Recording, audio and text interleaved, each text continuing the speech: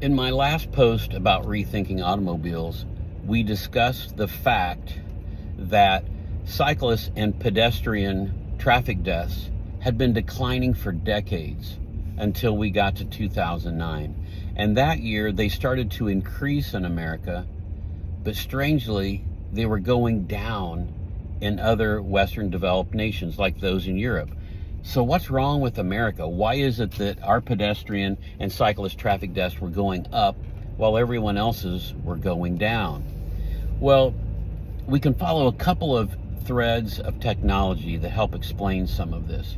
In 2007, Apple Computers released the first iPhone, and within 2 years, 2009, millions of Americans had smartphones, and that just kept increasing year after year thereafter. At the same time, automobile manufacturers were starting to put touch screen control panels on the dashes of their cars, and these were allowed you to control an ever-increasing number of features within your car.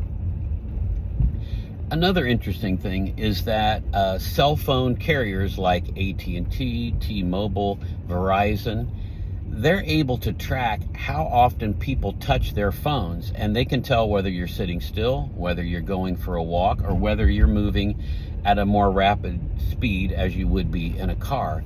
And crunching that data tells us that Americans handle their cell phones far more often while they're driving than people do in Europe. So why is that? Why do we do that and they don't?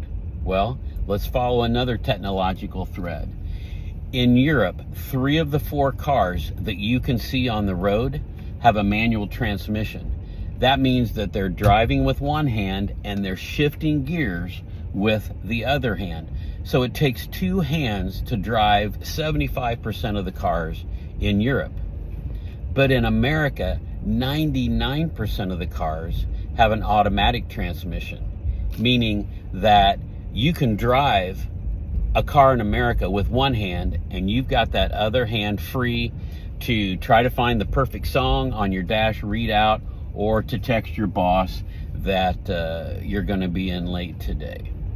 And if you're handling your phone, you're far more likely to hit a pedestrian or a cyclist on the road. But that all by itself still doesn't explain why we have more traffic deaths. We'll talk about why we have more cyclists and pedestrian traffic deaths in our next post on Rethinking Automobiles.